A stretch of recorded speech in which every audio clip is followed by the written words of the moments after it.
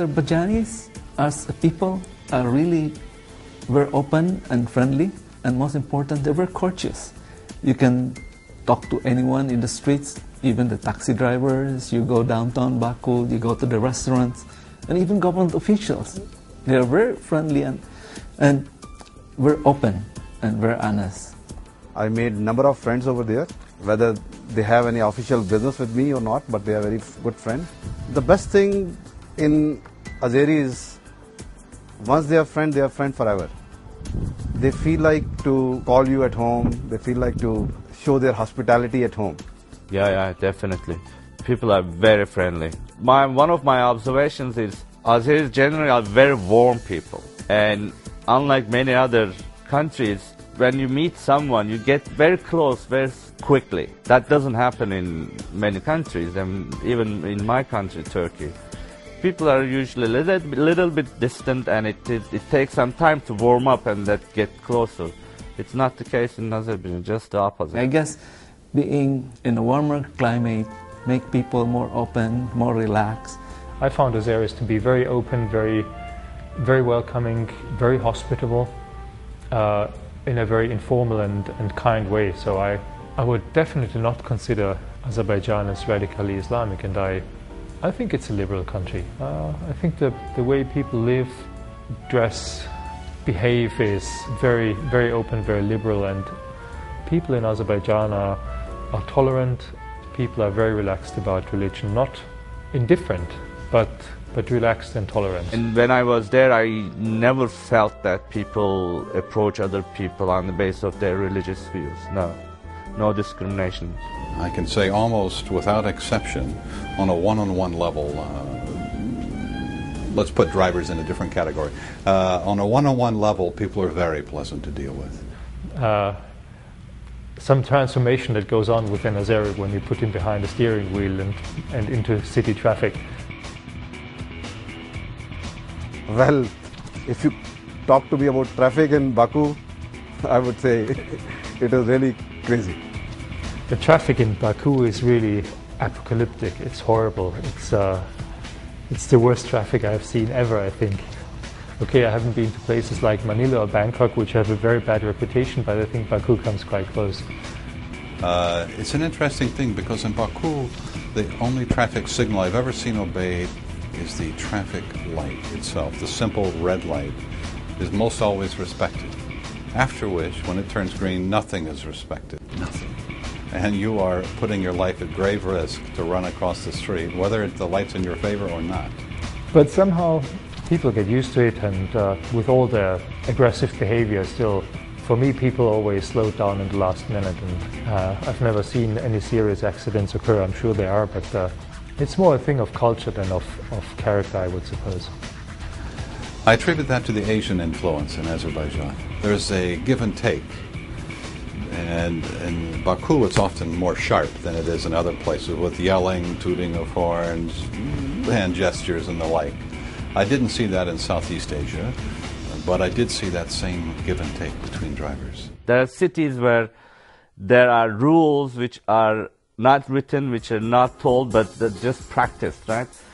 The Azeri traffic or driving has its own rules. In general, compared to other Asian countries, such as maybe perhaps Bangkok or Manila or Jakarta or India, in New Delhi, traffic in Baku is much more orderly than in these countries. So it's less chaotic. I think one of the best things about Baku is that the big corniche, the big promenade along the bay, has an underpass where you can safely cross without having to do it on the surface. I think Baku is a city that is quite walkable, and it's not unusual to be a pedestrian there. Lots of people walk, so there's space for pedestrians. There's a lot of parks in the city. There's this pedestrian zone right through the commercial heart of the city. Then there's this beautiful promenade along the bay, which is nice for walking, which is great for jogging in the morning. I've been so many times over there. I've been hanging around even midnight, even early morning. I haven't seen any problem. And then one more thing is that people are very courteous. I haven't seen, for the last 10 years I've been there, so many times, say 25 times, 26 times I've been there. I have not seen anybody is fighting with anyone. anybody's even abusing anyone. I had no worries about going out late. I mean, I used to walk at 2 o'clock in the morning, 3 o'clock in the morning.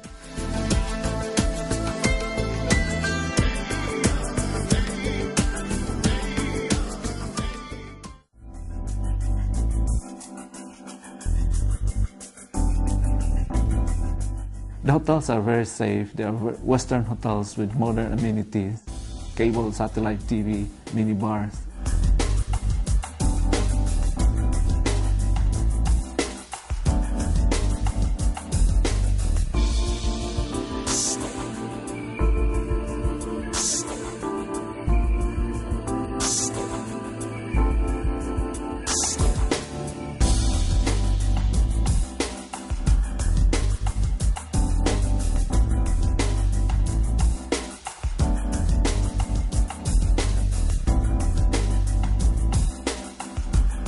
See, I generally stay in the hotel like Hyatt and Park Inn, and I did stay in Radisson also.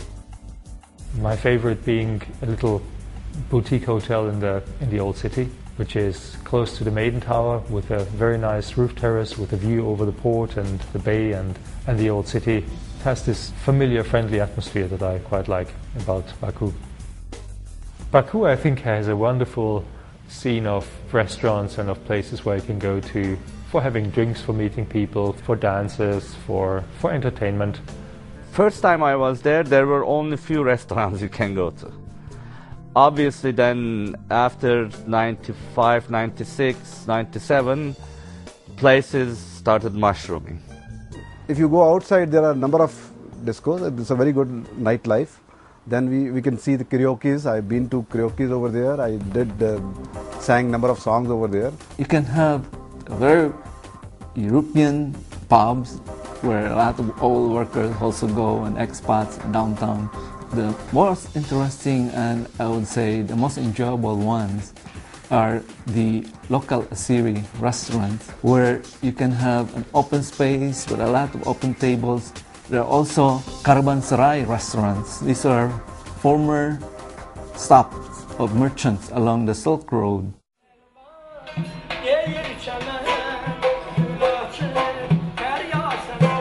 In Azerbaijan, my impression was that besides tea and coffee, both very nice, there's nice wines, there's raki, there's vodka, of course, as a legacy from the Soviet Union.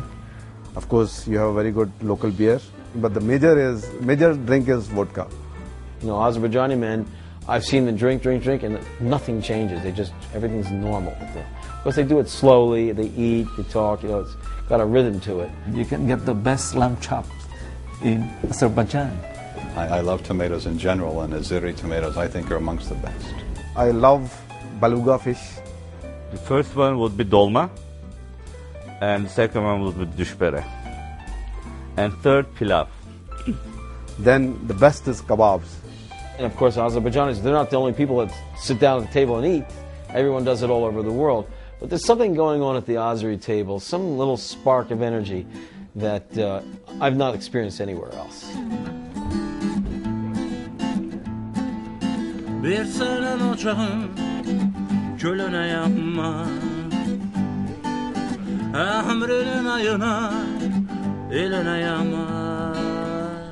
I have an ambition. I would love to one day open up a really fine Azerbaijani restaurant, you know, here in Cherry Hill, New Jersey. I think it'd be a great thing. Azerbaijani people, I discovered in my first trip and every single trip afterwards, highly educated, highly cosmopolitan, great sense of humor, and they have a nice balanced way of being in social settings. It's common for Azerbaijanis to know more about things about America than many Americans. I know Americans that don't know the capitals of the states. Azerbaijani people, they rattle off the capital of our states.